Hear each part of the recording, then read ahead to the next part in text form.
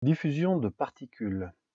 En thermodynamique, on s'intéresse à une température et à une densité constante, c'est-à-dire qu'on a un équilibre, le temps n'apparaît pas. Quand on étudie la diffusion, on a une approche de type mécanique des milieux continus hors équilibre. On va avoir des hétérogénéités dans le temps et dans l'espace, et on va avoir des courants qui vont tenter de rétablir l'équilibre dû à ces hétérogénéités. Alors une hétérogénéité de température va faire un courant de chaleur, une hétérogénéité de potentiel électrique va faire un courant de charge, une hétérogénéité de concentration va faire un courant de particules, une hétérogénéité de vitesse va faire un courant de quantité de mouvement. On va définir un vecteur densité de flux, qui est un infiniment petit du second ordre, qui dépend d'un courant de particules, un vecteur courant de particules qu'on appelle Jn, et qui est proportionnel à ds, donc le ds étant la surface orientée, comme ceci, avec un vecteur perpendiculaire à la surface, fois dt. Autrement dit, ici, Jn, c'est des particules par mètre carré par seconde. Un flux de particules va donc se définir par, à travers une surface ds, ça va être le nombre de particules qui passent par unité de temps. Ce qui revient à faire l'intégrale double sur la surface traversée par ce flux du vecteur courant de particules multiplié par infiniment petit ds. Donc le dn entrant dans un certain volume séparé par deux surfaces AX et AX plus DX, quand on fait un raisonnement en une dimension, eh bien c'est ce qui rentre du côté X plus ce qui rentre du côté X plus DX. Cet infiniment petit du second ordre peut s'écrire moins S dt Jn X plus Dx t, moins Jn X de t. C'est-à-dire que ça revient à faire, pour retrouver cette expression, la dérivée partielle du vecteur j par rapport à x que multiplie l'infiniment petit dx. Mais quand on se retrouve avec l'infiniment petit dx à multiplier par la surface S, on se retrouve avec l'infiniment petit dv, et on peut donc, un infiniment petit qui représente le volume, et on peut donc écrire que la variation, enfin que la variation du nombre de particules dans le volume, c'est moins la dérivée du courant de particules par rapport à x multiplié par le petit volume élémentaire multiplié par dt. Ce qui s'écrit d2n créé est égal à sigma dt des taux. Sigma s'exprimant ici, puisque c'est la variation du flux de courant de particules par unité de longueur, c'est ici donc des mètres carrés par, là c'était des mètres moins 2, c'était des particules par mètre carré par seconde, et du coup comme on divise encore par dx, ça fait par mètre carré par mètre, donc ça fait par mètre cube et par seconde. Le dn peut donc s'écrire, le d de n peut donc s'écrire dn à t plus dt moins dn à t, ce qui revient à dire que c'est l'infiniment, oui, fois s fois dx, ce qui revient à l'infiniment petit échangé plus l'infiniment petit créé. Donc dn sur dt dt des taux est égal à, ici on généralise avec l'opérateur divergence, puisqu'on avait une dérivée spatiale en une dimension, on généralise en moins div jn des taux dt, plus sigma dt des taux. On simplifie tout par dt des taux, ça nous fait un bilan local de particules qui s'écrit d de j djw sur dx plus dn sur dt égale sigma, ce qui se généralise en div de jn plus dn par rapport à t, d rond n sur d rond t est égal à sigma. Voilà. Sigma était ici, ça n'avait rien à voir avec ça, c'était le nombre de particules créées par unité de volume et par seconde. Ça n'avait rien à voir avec le dx d'éton. La loi de Fick va nous permettre, oui, d'abord, toute cette loi, ce bilan local de particules, c'est simplement une conservation de matière. Donc, si la variation spatiale du courant de particules plus la variation temporelle du nombre de particules doit être égale à la création de particules dans un petit élément de volume d'étau. La loi de Fick va venir rajouter le fait que on va avoir un courant de particules, un vecteur courant de particules qui est proportionnel au gradient du nombre de particules. Autrement dit, les particules vont de l'endroit où elles sont les plus concentrées vers l'endroit où elles sont les moins concentrées. Ce coefficient de proportionnalité, D, est un coefficient de diffusion qui est de l'ordre de 10-5 pour les gaz. On peut retrouver que ce coefficient de diffusion a pour ordre de grandeur une longueur caractéristique multipliée par une vitesse caractéristique. Son unité, c'est le mètre carré seconde moins 1, ce qui fait des mètres par seconde multipliés par des mètres. Voilà. Un gradient de n, c'est des nombres de particules par mètre. Oui, donc pas par donc mètre moins 1. Et ici, le courant de particules, c'est des particules par mètre carré par seconde.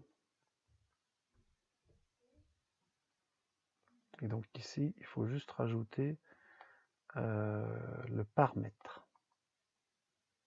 Non?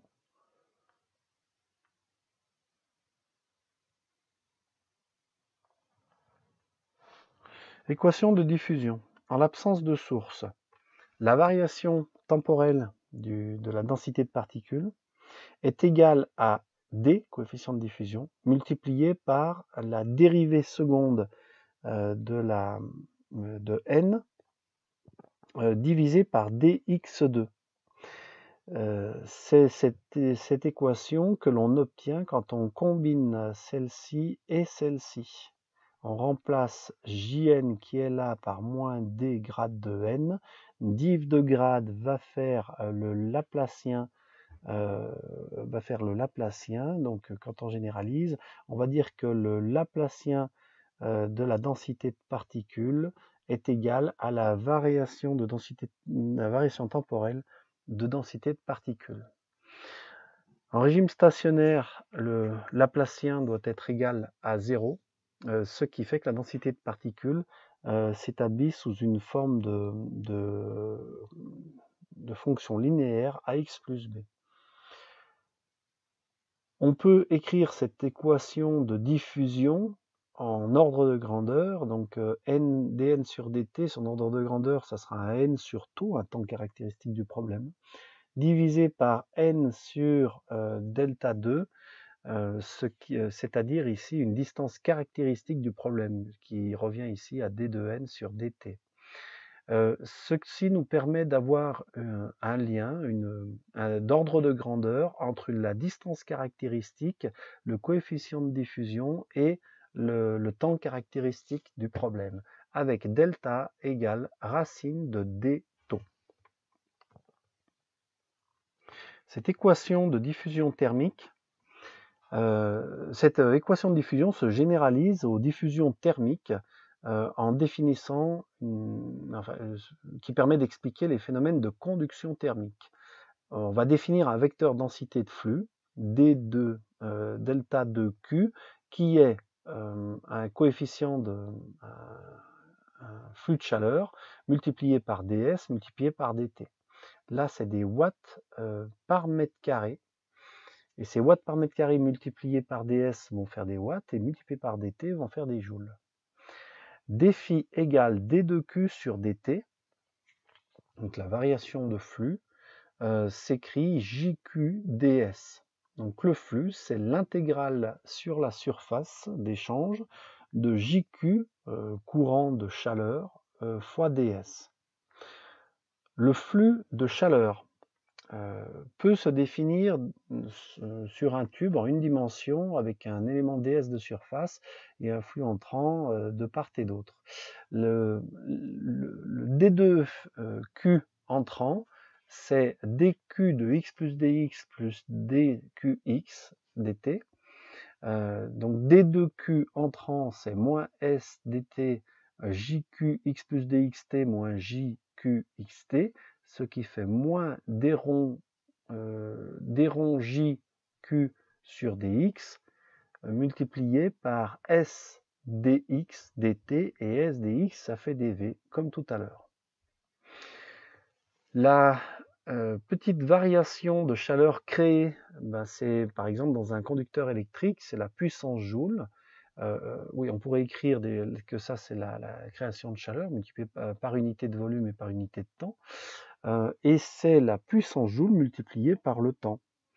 D'après le premier principe de la thermodynamique, la variation d'énergie interne est égale à la variation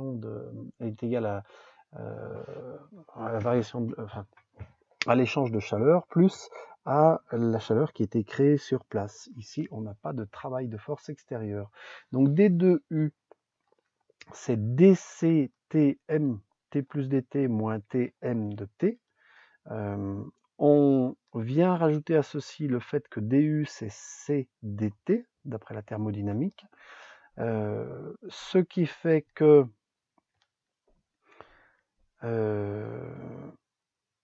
que d de u égale dc multiplié par tm, voilà, ça vient de là. Dc, c'est mu, la masse par unité de volume, la masse volumique, multiplié par C, le coefficient de la capacité thermique, multiplié par S dx, d rond de la température par rapport au temps, multiplié par dt au premier ordre. Quand on prend ici la t de m à t plus dt, donc c'est dt sur dt fois dt. Et ce d de q, c'est aussi égal au petit échange donc, de chaleur entrante plus au petit échange de chaleur créée, ce qui permet en réunissant tout ça d'écrire que la variation par rapport à x du courant de chaleur plus mu c fois la variation de température par rapport au temps, c'est égal à sigma, sigma étant la chaleur créée par une unité de temps et de volume. On généralise en géométrie quelconque en remplaçant la dérivée par rapport à x par la divergence du vecteur courant de chaleur. Donc divergence du vecteur courant de chaleur plus mu c dt sur dt égale sigma. La loi de Fourier vient nous dire que ce flux de chaleur va être proportionnel au gradient de température. Avec un coefficient de proportionnalité qui est le coefficient de diffusion thermique, qui est la conductivité thermique, pardon. Lambda de l'eau, c'est 0,6, ce sont des watts par Kelvin par mètre. Pour le cuivre, c'est 400, pour l'air, c'est 0,026, et pour un solide, pour un isolant, c'est 0,04. L'équation de la diffusion thermique va s'écrire en combinant les deux équations vues précédemment sous la forme d rond T température divisé par d rond T à T au temps est égal au coefficient de diffusion thermique multiplié par d rond T2 à d rond x 2 Et le coefficient de diffusion thermique s'obtient en combinant ça et ça. Ceci donne lambda sur mu c. L'ordre de grandeur du coefficient de diffusivité thermique, c'est pour l'air 10-5, pour l'eau 10-6, pour un béton 10-7. Et l'équation va se généraliser en utilisant le Laplacien, où la variation de température par rapport au temps est égale à est proportionnelle au Laplacien de la température multiplié par dm, dm étant égal à lambda sur mu c. De cette équation, on peut tirer des ordres de grandeur. La distance caractéristique, exactement comme pour tout à l'heure, va être de l'ordre de la racine multipliée par le coefficient de diffusivité, par la diffusivité thermique multipliée par le temps. Pour un fluide ou un solide newtonien, pour un fluide newtonien ou un solide, d de q, oui, ça c'est une autre équation, d de q est proportionnel à la différence de... Oui, ça c'est l'équation de Newton, pour un fluide ou un solide. Et l'équation de Newton nous dit que la variation de chaleur à une surface qui échange par diffusion et par convection, c'est proportionnel à l'écart de température entre le solide et la température extérieure, à sa surface et au temps, et le coefficient est un petit h qui va caractériser la convection. Les opérateurs gradients et rotationnels vont être utiles dans ce chapitre. Le gradient de A, c'est nabla A, et se traduit par d rond AX à d rond X, d rond AY à d rond Y, d rond AZ à d rond Z, et c'est un vecteur qui a ces trois coordonnées. La divergence de A, ça va être nabla scalaire A. Dans ce cas, ça va être la somme des composantes du gradient. Nabla étant un opérateur mathématique qui est vectoriel et qui a pour coordonnées d à d rond x, d rond à d rond y, d rond à d rond z. Le théorème de Stokes nous dit que la circulation d'un vecteur le long d'une courbe fermée est égale à la somme sur la surface du rotationnel du vecteur, à l'intégrale sur la surface du rotationnel du vecteur fois ds. Ostrogradsky nous dit que la circulation sur une surface fermée d'un vecteur courant multiplié par ds est égale à l'intégrale volumique de la divergence de ce vecteur courant. Le Laplacien delta A s'écrit nabla scalaire nabla A, c'est la divergence du gradient de A, et il peut s'écrire nabla de A. En coordonnées cartésiennes, c'est tout simplement la somme des dérivées secondes par rapport aux trois composantes du vecteur. En coordonnées polaires, les expressions sont un peu plus compliquées. Le gradient en coordonnées cylindriques va nous permettre de retrouver une variation de A par rapport à R, une variation de A par rapport à θ mais divisé par R, et une variation, parce que en fait l'angle, ce qui se passe sur Uθ, eh bien, ça dépend de Rθ. Et d rond A par rapport à dz.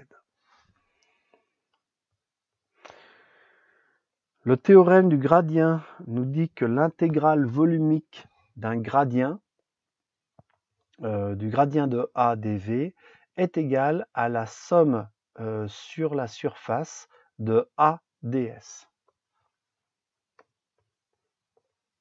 En régime stationnaire, la divergence du vecteur courant est nulle. Donc l'équation de Fourier se réduit en Laplacien de t égale 0, qui s'appelle l'équation de Laplace. le flux thermique se conserve dans un champ de flux conservatif.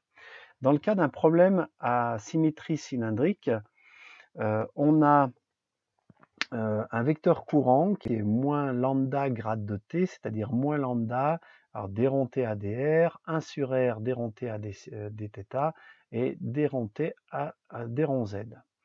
Or, le flux est constant quel que soit r, et le flux s'écrit sous la forme Jn 2πrh. Donc, d rond t à dr, si on projette uniquement sur le vecteur UR, parce qu'il n'y a pas de composante sur les autres, d rond t à dr va être égal à phi sur 2πrh, pour retrouver Jn, ce qui nous permet de dire que la température en fonction de R s'écrit sous la forme alpha logarithme du rayon plus bêta. Pour un problème à symétrie sphérique, c'est un peu la même chose. Jn est égal à moins lambda grade de t est égal à moins lambda dt sur dr. Or, le flux est constant quel que soit r, donc phi de r est égal à Jn multiplié par 4 pi r2, puisqu'ici on a le flux total à travers de la surface de la sphère, ce qui se traduit par dt sur dr égale phi sur 4 pi r2 lambda, c'est-à-dire que la température en fonction de r est proportionnelle à l'inverse du rayon plus une autre constante. Le flux théorique, le flux thermique satisfait à la loi des nœuds, toute la chaleur qui arrive en un point doit en repartir. Le rayonnement du corps noir, on peut résumer les grandes lois par la loi de Wien, qui dit que la longueur d'onde du pic de rayonnement multiplié par la température du corps est égale à 3 10-3 Kelvin mètre. La loi de Stéphane nous dit que le flux thermique est proportionnel à sigma T4, on pourrait rajouter l'émissivité epsilon, sigma étant égal à 5,67 10-8 watts par mètre carré par Kelvin. L'application pour la Terre permet d'estimer sa température, donc, en prenant comme hypothèse le rayon de la Terre de 6400 km et un rayon du Soleil de 700 000 km, eh bien on a une distance Terre-Soleil de 149 millions de kilomètres, eh bien on a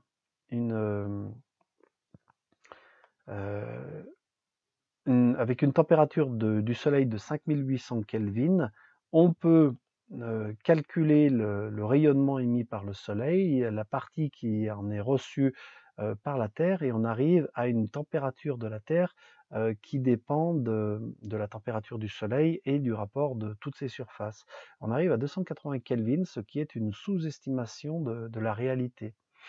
Par contre, quand on prend en compte l'effet de serre, on a la Terre, on a l'atmosphère, et donc la Terre rayonne un flux thermique, elle reçoit un flux thermique venant du Soleil, elle rayonne ce flux, mais ce flux rayonné par la Terre est absorbé par l'atmosphère qui va en rayonner une partie dans l'espace et une autre partie à nouveau sur la Terre.